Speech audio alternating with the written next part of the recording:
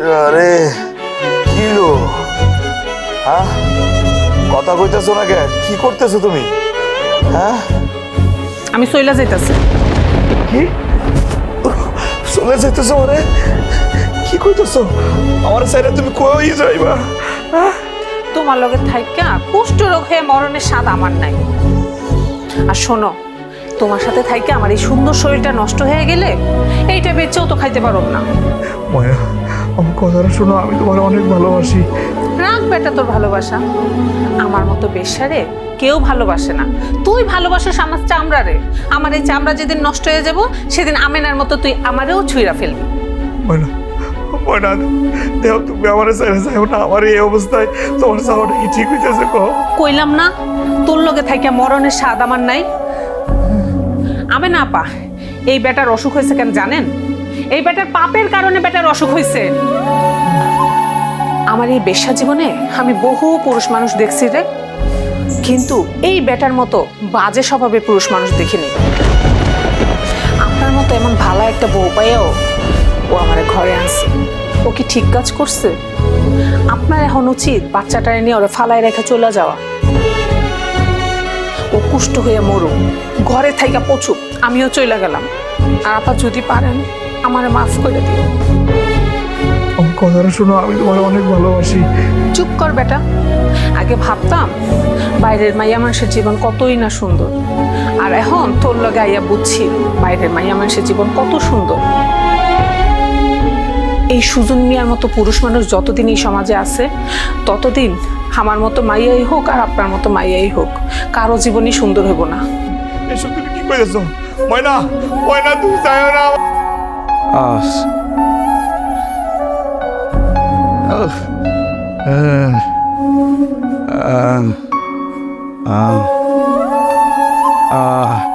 আস্তে আস্তে পানি খাবো। পানি খাবেন? আপনি তো ঠান্ডা পানি খাইতে পারবেন না। আমি এক্ষুনি গরম পানি নিয়ে আসছি। ওরে হ্যাঁ হ্যাঁ হ্যাঁ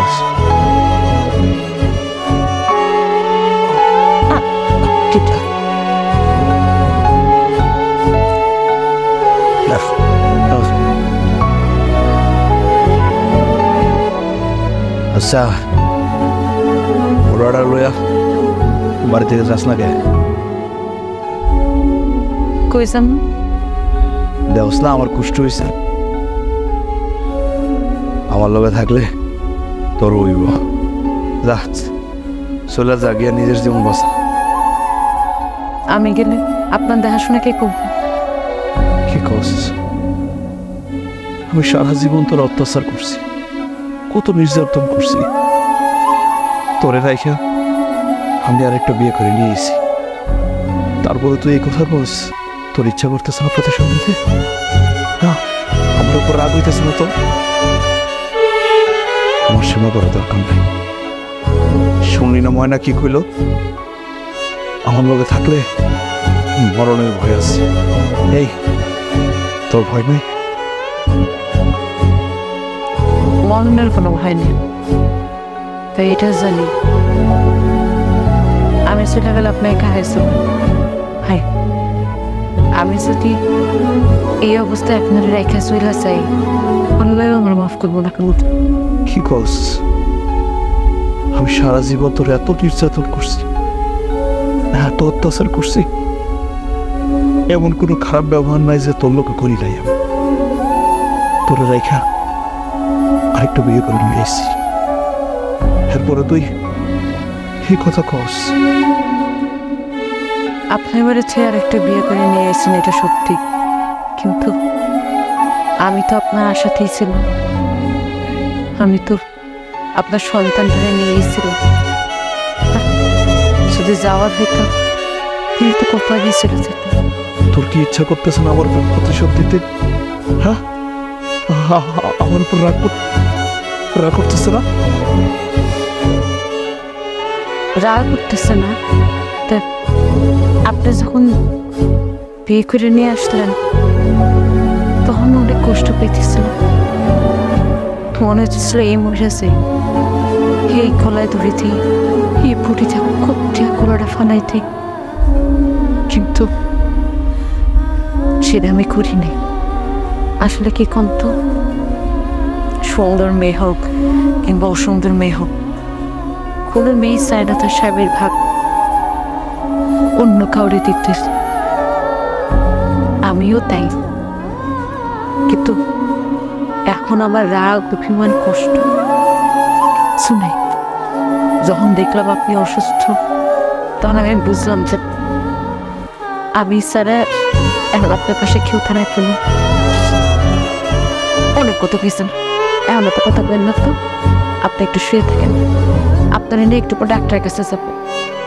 সেমনি হোক, আমি আপনার সুস্থ করে স্যার। আমি যদি আর সুস্থ না হই, আমার রোগ যদি আর ভালো না হয়, তাইলে আর কি, এতগুলা দিন আপনার সাথে কাটাইছি। হবে না, হবে না। তুমি তুমি তুমি আমার মাফ করে দিও। হবে না, জীবনে আমি অনেক ভুল করছি। একদম শেষ সময় এসে আমি আমার ভুলটা বুঝতে পারছি। আমি বুঝতে পারছি কারে আমার দরকার ছিল আর কারে দরকার নাই। হবে না, আমার তুমি মাফ করে দিও। আপনার মাপ চাইতে বলুন, আপনি যে বুঝতে পারছেন এই অনেক। দিন শেষে প্রত্যেকটা মেয়ে চায় স্বামী সন্তান নিয়ে সুখে থাকতে, হোক সে সুন্দর হোক সে অসুন্দর, আমিও তো আছি, এর বেশি কিছু না। আর বারবার এই কথা কইতেছেন কেন?